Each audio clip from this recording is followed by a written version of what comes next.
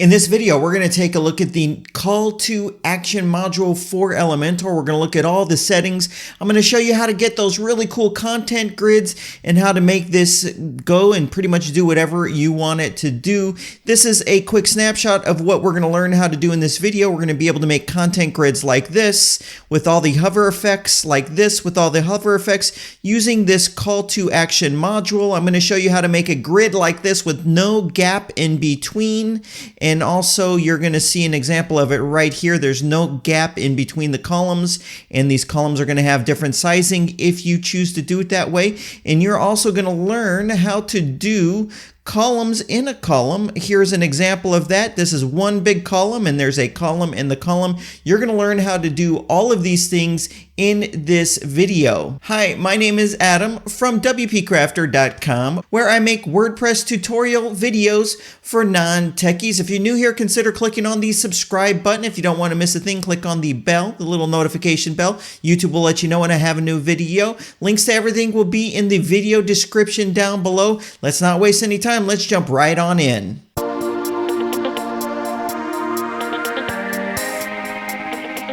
All right, so let's try to unpack this powerful new module that we have with Elementor, and it's the call to action element. So let's first talk about some of the use cases. Now, so primarily some of the best use cases are, now this isn't comprehensive, I'm not covering every use case, but the best use cases that I see are highlighting grouped content and also identifying some important notices. So grouped content could be maybe a category of products you have for sale or a category of content that you have for sale. Notices could be to highlight certain important things like your calendar, a sale, or to purchase or something along those lines. And when we look at how they used it here on the Elementor blog, you can see they're kind of following kind of that same idea of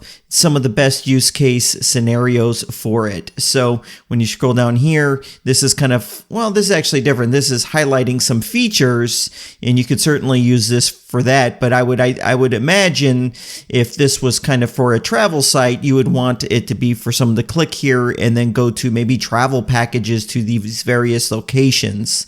And so these are some of the best use case scenarios that I find here would be great for e-commerce, or if you're hiring groups of products.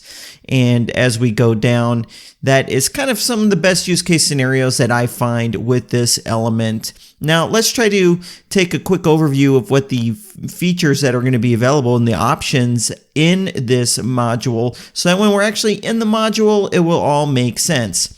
So first of all, there's 3 pieces of content that goes into a call to action element. It's going to be your background. This could be a color or an image. It's going to be your content, and this will have a title. It'll have some body text and a button.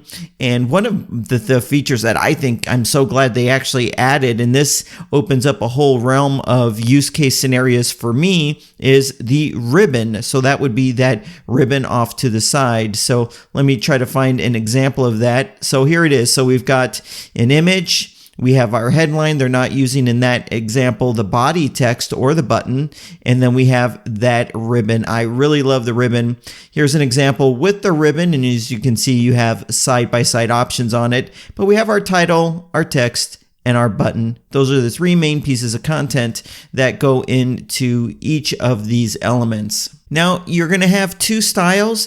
That's going to be classic and cover. Let me just quickly show you the difference. This is cover and this is classic. So with classic, you're going to have an image and there'll be a separate section in the element for your content. Now for cover, your content is going to cover the image, and that's it. And you can see the different ways that it was used here. I find the cover more useful because in this way of doing it right here, in the classic way, you don't really get much with the image other than it moving like that. So I kind of find this to be really the way that I think most people will probably end up using it. So now let's look at the different type of content effects. And that's so funny. I just identified a typo in my slideshow. There's actually 3 content effects. That's funny. There's the entrance, the reaction, and the exit. And then each of those groups of effects, you have different ways of doing that. So let me show you what that is. And it's best demonstrated using the cover style like this. So right here is this one right here is using the entrance effect, and that means when you're looking at it without hovering, you don't see any of the text. When you hover, you get that entrance of the text, and there's different options on how it enters. And so that's an example of the entrance. So as I scroll down, this is another entrance effect like that. Now let me find a good example of the reaction. So here is the reaction. So it's already showing, but then when you hover, the text and the content reacts. So here it's just lifting up a little bit. And you can see there it's going down a little bit and down a little bit. And that's reaction. Now exit is going to be when there's already text and you hover, and then the text and the content just goes and disappears. So that's going to be your exit effect for the different content effects right there. All right. I'm having some tongue twisters today, and that's fine. Okay. And there's going to be 2 main background effects, and this is going to be hover and it's going to be blend. And this one's actually really easy to demonstrate down here. So this is a hover effect, right? You hover and you get that movement of the image. Now there's a great example down here of the blend effect. And this is the blend effect right here. So you see how there's that different changing of the visual composition of the image, and it's actually really neat. I'm going to show you there's these really nice controls where you can control blur and all these different aspects of the color of your image. And so that's going to be your blend. And obviously we've got our hover right here. Oh, there's the exit effect. When you hover, you see your text disappears, just gets out of the way. And there's different ways of doing that. And lastly, I want to talk about these content grids. I think this is what might have some confusion for people. So when you're looking at any of these examples, it's all being shown in these content grids. Now you can mistakenly think that a feature of the element is the content grid, but it's not. This is just standard Elementor and how you set your section up. So right here you see there's 3 columns here, and there's this gap in between the columns, and then there's this equal gap within the different modules in an individual column, and that's all that this is. But I'm going to touch on that in this video and show you how to make a content grid like this. And this is actually very important, because what you have here is you have a parent section with 2 columns, and then in this column you have columns in a column. So I'm going to kind of explain how that is. You see, this is one big column, and then right here you have 2 columns. Now, and I'm also going to show you how to easily get this effect where each column is edge to edge. It's actually very simple, but I just wanted to highlight that this element doesn't create the grid for you. You can create the grid in any configuration that you like, and the call to action element is just one piece, one element in that column. So I'll also show you how to do this. This is essentially 3 columns, but here the element there's 2 of them in there, and then in this column there's 2 of them in there, and there's no gap between the columns or the elements. And then in this column you can actually set a minimum height for the call to action element, so you can set exactly how tall it will be. So I'm going to cover that as well. So I've actually started a little bit of it right here. So first, I just wanted to show you, I made this content grid right here. I want to show you how easy it is to make one of these content grids, and then I'm going to dig into the element itself. So the first thing you need to decide when you're making a content grid is, are you going to need columns in a column?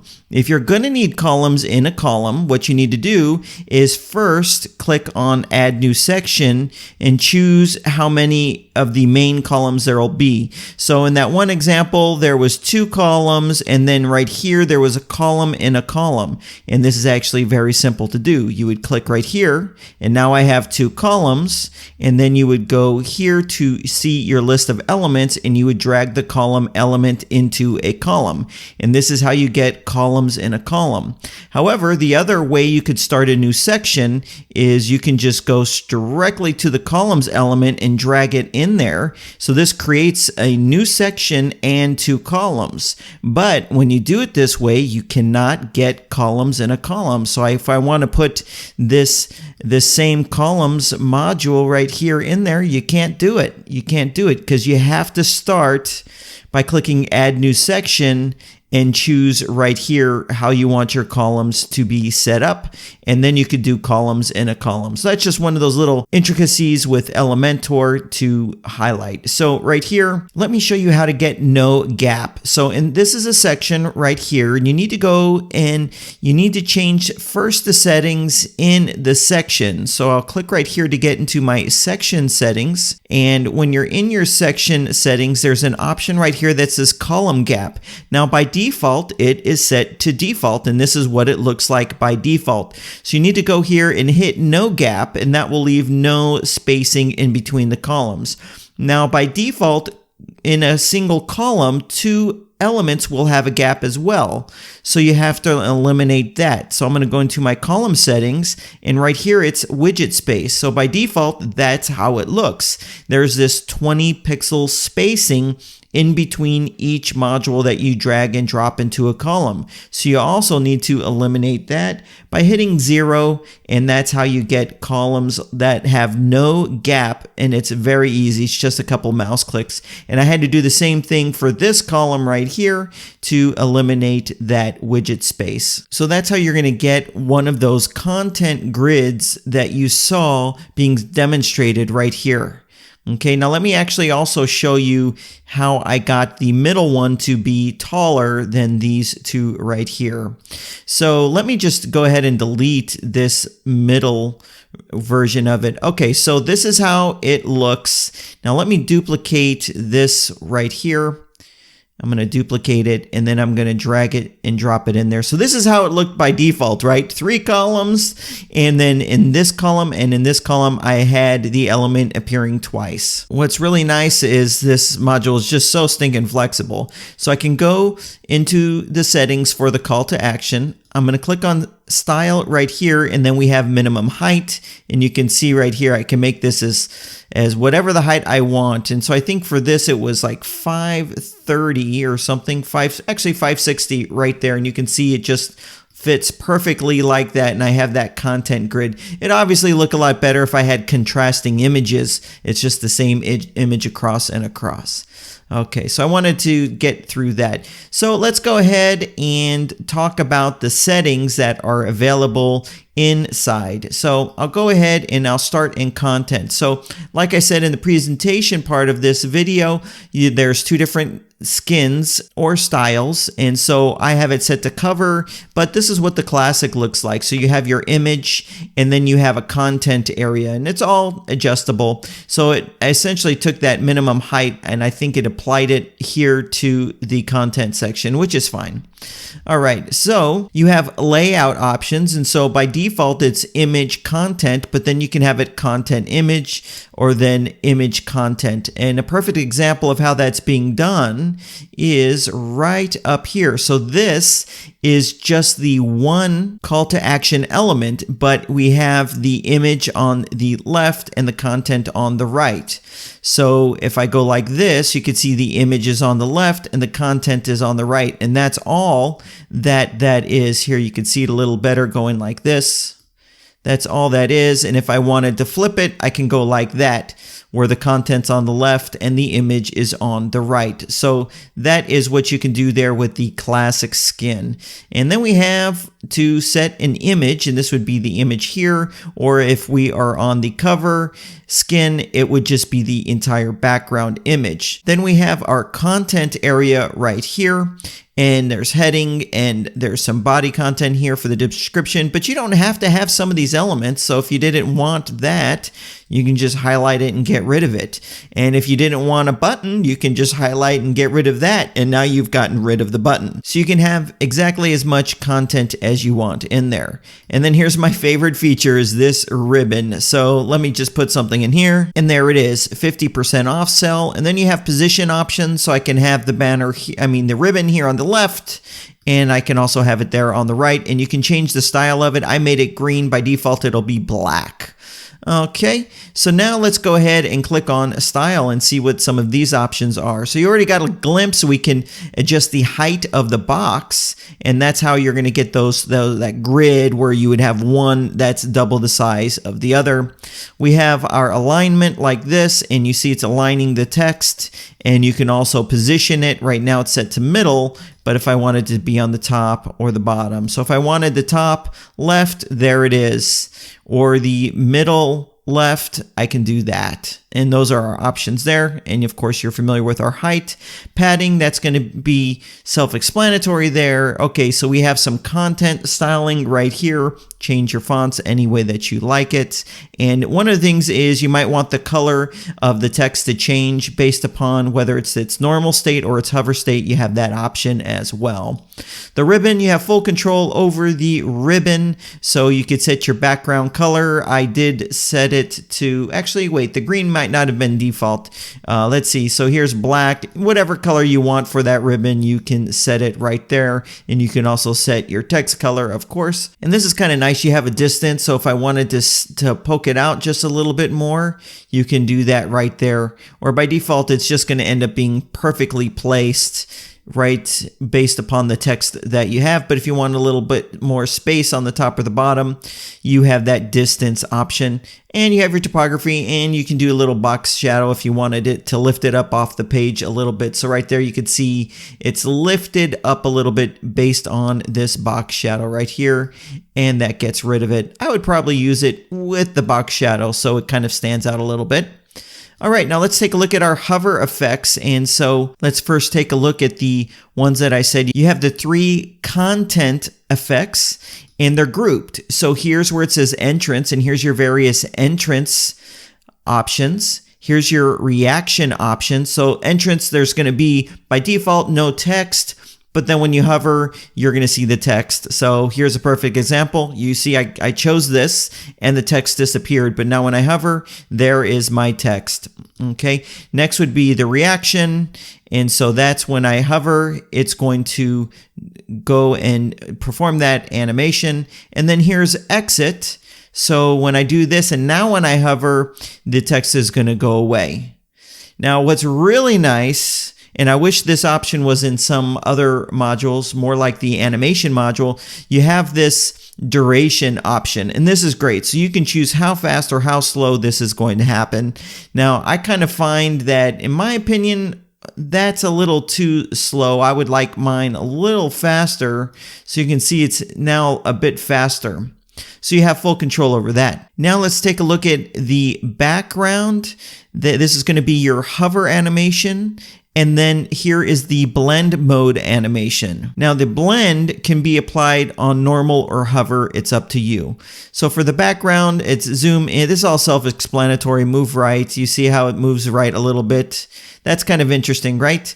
But then you really get to have some fun with the blend mode right here. Now you get these options, but then you also can do more with these CSS filters right here, and you have these controls.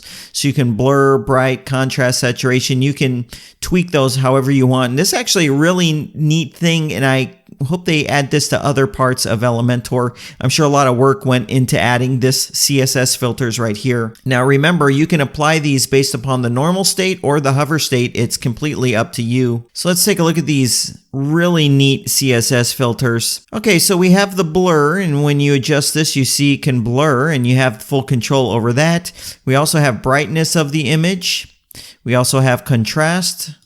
And we also have saturation. So if you're comfortable playing around with images, you'll see that you can do some really creative things with this feature. And I really liked the way they demonstrated it down here.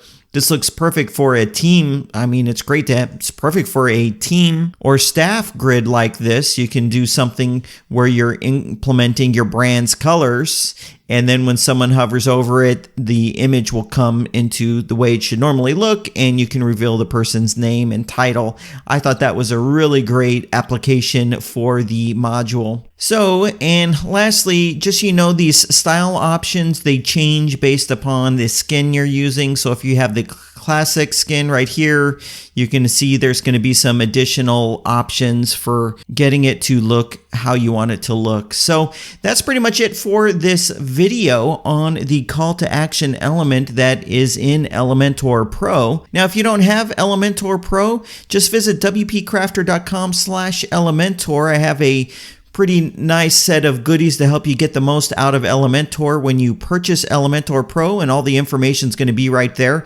This is also linked in the video description box down below, and I'd like to hear how you plan on using this call to action element, or some great use case scenarios that you can think of for it down in the comment section down below. Hey, thanks for watching this video, and I'll see you in the next one.